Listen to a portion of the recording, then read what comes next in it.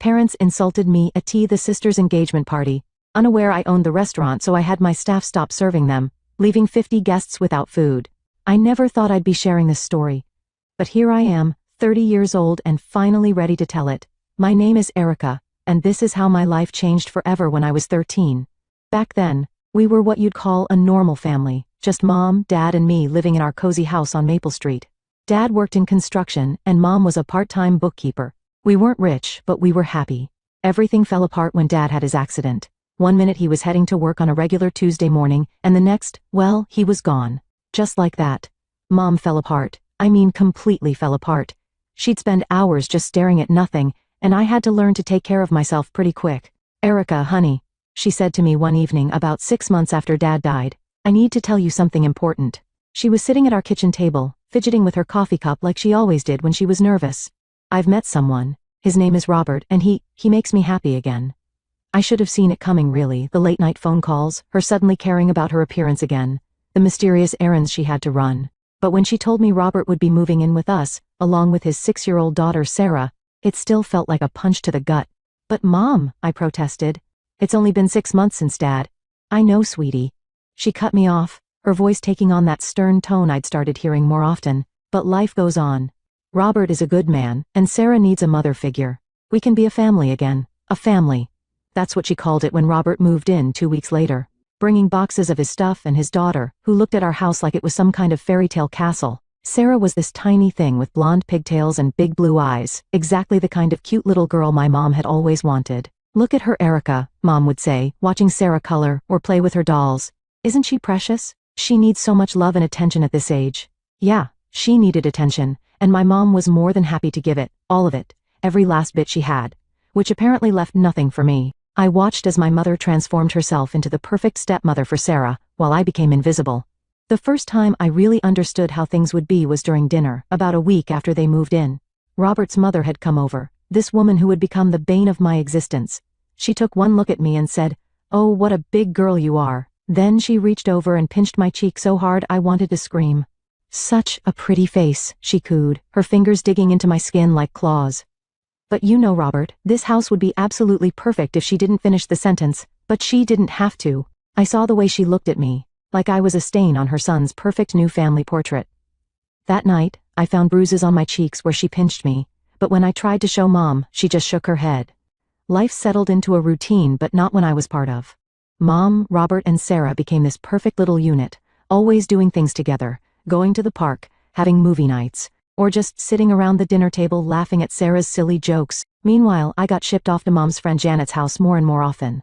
"Erica, honey," Mom would say, not quite meeting my eyes. "Janet needs help with little Emily today. You don't mind, do you?" So often I go to Janet's house where at least someone seemed happy to see me. Emily was 4 and absolutely adorable, with these bouncy curls and a gap-toothed smile that could light up a room. She'd run to me screaming, "Airy, Airy," the moment I walked through the door. Playing with Emily was actually the highlight of my days. We'd build blanket forts, have tea parties with her stuffed animals, or read stories where I'd do all the silly voices. Janet would bring us snacks and join in, sometimes asking about school and actually listening to my answers. It felt normal, like family should feel. Back at home it was a different story. Robert's mother, Mrs. Henderson, had practically moved in, or at least it felt that way. She was always there, rearranging furniture, criticizing the curtains, suggesting new paint colors, and Mom just jumped to make every change she suggested. "These walls should be eggshell, not cream," she'd declare, and next thing you know, Mom would be at the hardware store picking out paint samples. "The living room furniture needs to be rearranged for better feng shui." She'd insist, and Mom would spend all weekend moving heavy furniture around. But her favorite hobby was still tormenting me. She'd grab my cheeks between her bony fingers, squeezing until I thought my skin would burst. "Still not holding your fork properly, I see," she'd say, pinching harder. "Such poor table manners. Your mother really should have taught you better." Or she'd catch me reading on the couch. "Look at her slouching like that. No wonder she has such terrible posture." Pinch. "You'll never catch my Sarah sitting like that." Robert was just as bad, but in his own way.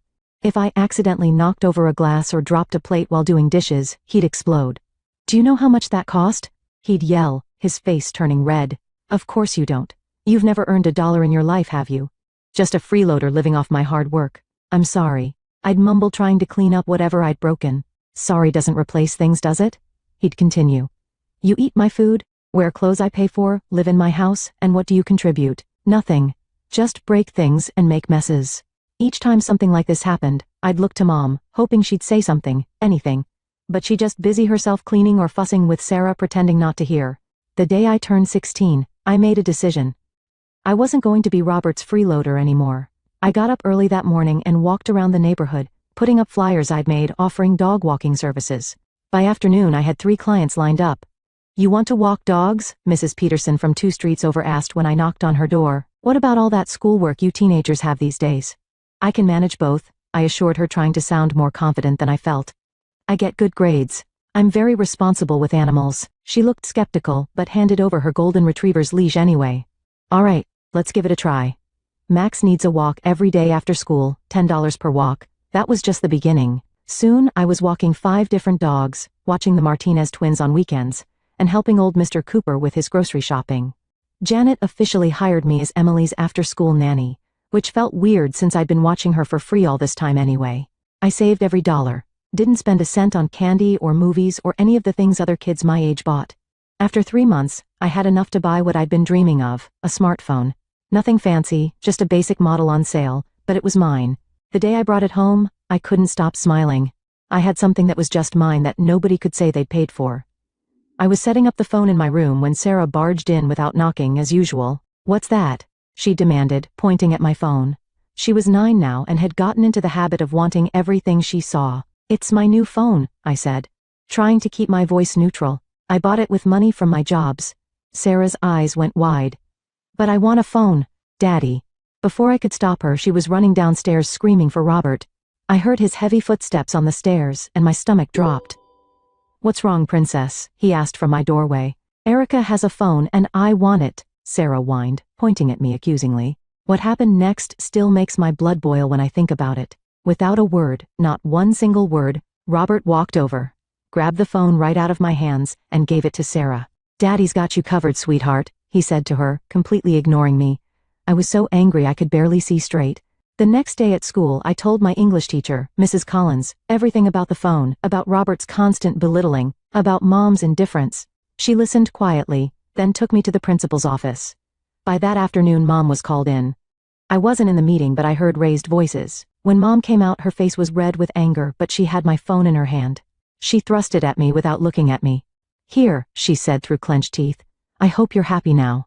That night, after Sarah had cried for hours about losing her phone, Mom came to my room. "How dare you," she hissed. "How dare you go behind our backs like that? Do you know how embarrassing that was? You're nothing but a traitor." That was the last thing she said to me for 2 weeks. She and Robert both pretended I didn't exist, walking past me like I was invisible, talking around me like I wasn't there. Even at dinner, they'd pass dishes right past me without acknowledging my presence. 2 years passed in pretty much the same way, me working my jobs, trying to keep my head down at home and focusing on school. I threw myself into my studies, knowing education was my ticket out. When senior year came around, I applied to every scholarship I could find. The day the letter arrived from State College, I nearly threw up from nervousness. I waited until I was alone in my room to open it, my hands shaking so bad I could barely tear the envelope. "Dear Miss Thompson, we are pleased to inform you." I had to read it 3 times before it sank in. Full scholarship. They were giving me a full scholarship. I'd done it. I was going to college, and I wouldn't have to beg Robert for a dime. Like an idiot, I thought maybe this would make them proud. Maybe this would finally make Mom see me again. I waited until dinner that night, when everyone was sitting around the table. "Mom, Robert, I have some good news." I started, my heart pounding. "I got accepted to State College." "What?" Robert's fork clattered against his plate. "You applied to college without telling me. Who do you think you are? Living in my house, eating my food, and making decisions like this behind my back, but it's a full scholarship." I tried to explain. "You won't have to pay anything." "Damn right I wouldn't pay anything," he spat. "Not a single cent for an ungrateful freeloader like you. Always sneaking around, always plotting something." I looked at Mom desperately. She was staring at her plate, pushing food around with her fork. "Mom," I pleaded, "please say something. Why aren't you standing up for me?" She finally looked up, but her eyes were cold. "Why should I? You've never shown any respect for this family. You've never accepted Robert. All you've done is try to destroy my marriage from day one. Respect?"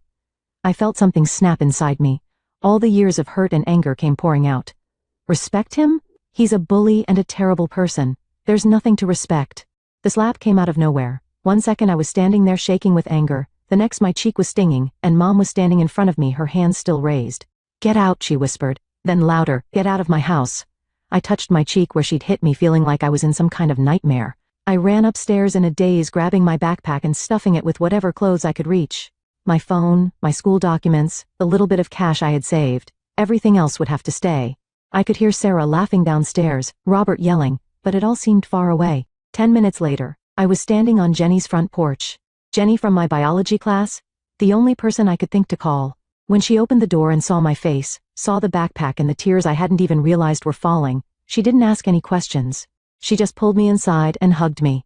I was sitting in Jenny's kitchen, stressing about how I'd manage college while being essentially homeless, when her Aunt Maria walked in. "So you're the girl Jenny's been telling me about," she said, looking me up and down. "Need a job?"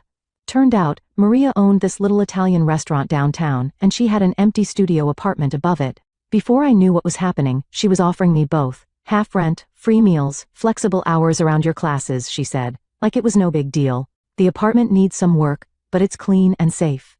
I started as a waitress, learning everything I could about the business.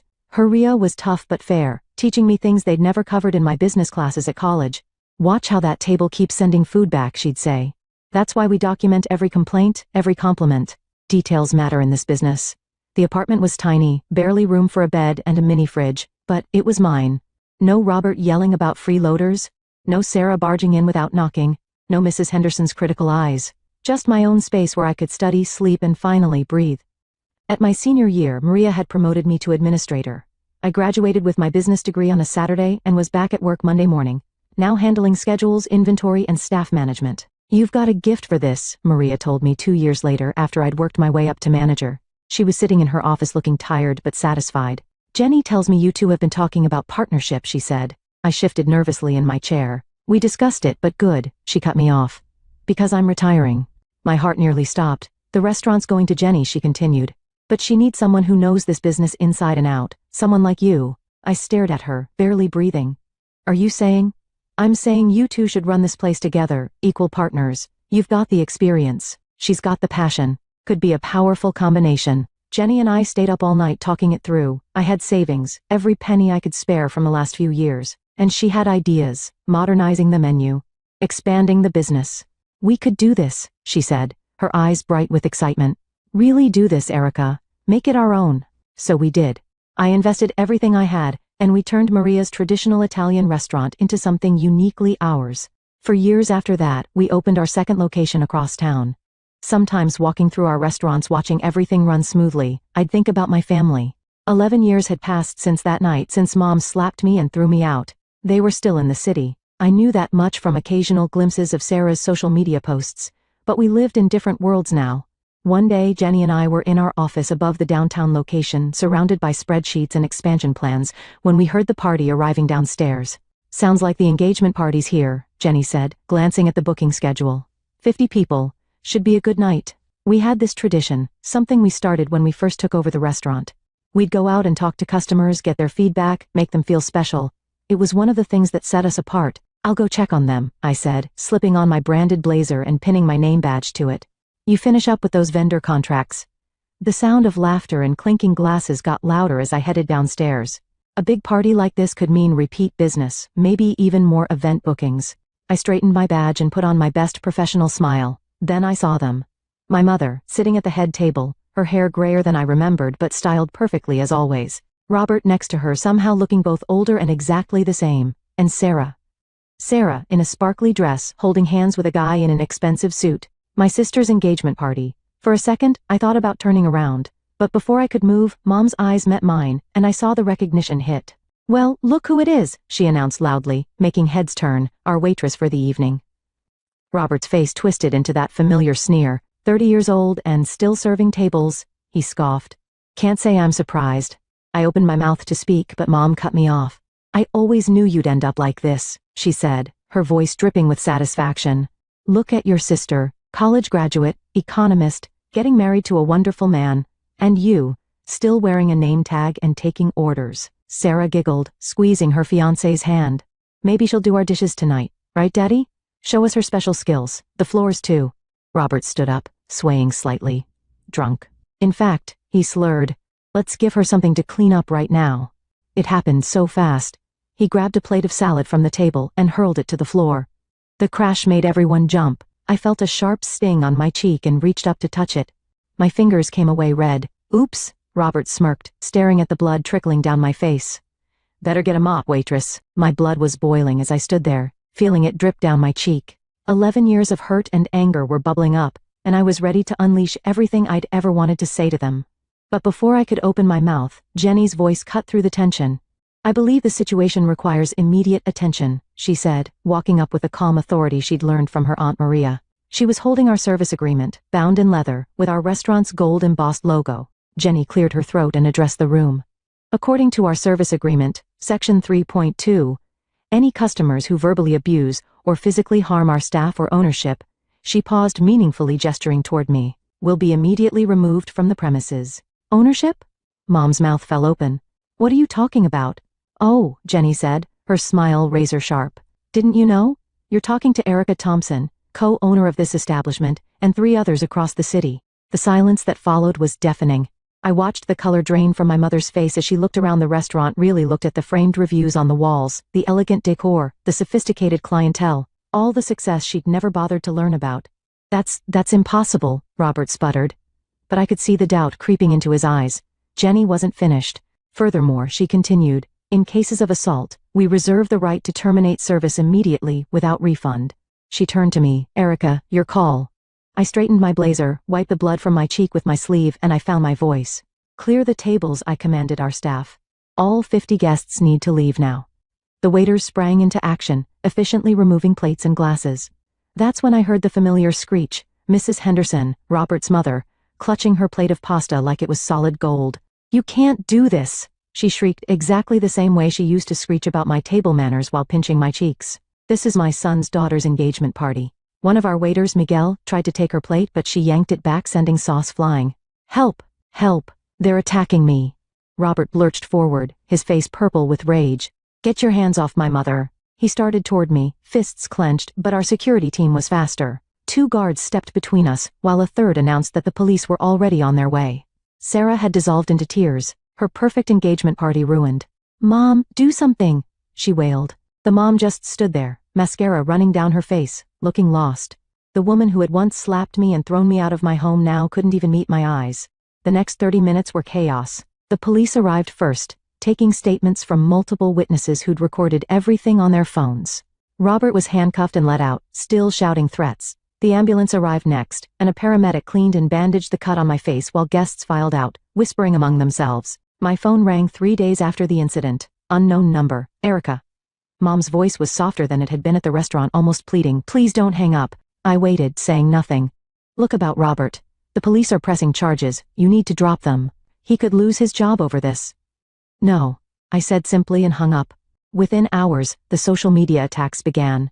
Mom's first post was long and dramatic, painting herself as the victim of a vindictive restaurant owner who'd ruined her precious daughter's engagement party. The comments filled with sympathy for her, people vowing never to visit our restaurants. Then Sarah joined in writing about her psychotic stepsister who couldn't stand to see her little sister happy. The post spread quickly through local community groups. Jenny found me staring at my phone reading the lies. You know we have it all on video, right? The security system Maria installed years ago automatically zooms in and records audio when it detects raised voices or aggressive movements. The footage was crystal clear, you could hear every word. Robert's threats. Mom's insults, the crash of the plate, Mrs. Henderson screaming. I posted it in the comments of Mom's rant with a simple message. Here's what actually happened. The video exploded overnight. Other guests from the party started posting their phone recordings too. Someone had captured the perfect angle of Miguel trying to clear Mrs. Henderson's plate. Her face contorted with rage, pasta sauce flying everywhere, his professional calm never wavering. That clip alone got millions of views. Restaurant drama started trending locally, then nationally. Food blogs picked up the story. Family crashes engagement party at daughter's own restaurant made headlines. Comment sections filled with people sharing their own stories of family estrangement and toxic parents. The consequences came swiftly. Robert's company, already embarrassed by his arrest, couldn't ignore the viral video of him assaulting his stepdaughter at her own business. They quietly moved him to a lower position. The court fined him heavily for assault and property damage. Mom tried damage control, deleting her posts, but screenshots lived forever. Sarah's wedding venue canceled on her not wanting to be associated with the scandal. Mrs. Henderson became a meme, the pasta lady, her screeching face splashed across social media. Watching the view count climb on that security footage, I remembered something I used to tell myself in the dark days after Mom kicked me out. Someday, things would be different. Someday, I'd have the chance to reconcile with my family. Someday, they'd realize what they'd done and try to make it right. But seeing them in my restaurant that night, watching them try to humiliate me, even after all their success, even after all these years, I finally understood. Some things can't be fixed. Some bridges aren't meant to be rebuilt. The video ended up being good for business, but that wasn't why I kept it pinned to my profile. I kept it there as a reminder, both for myself and for others, that sometimes the happy ending isn't about forgiveness or reunion. Sometimes it's about accepting that it's okay to walk away and never look back.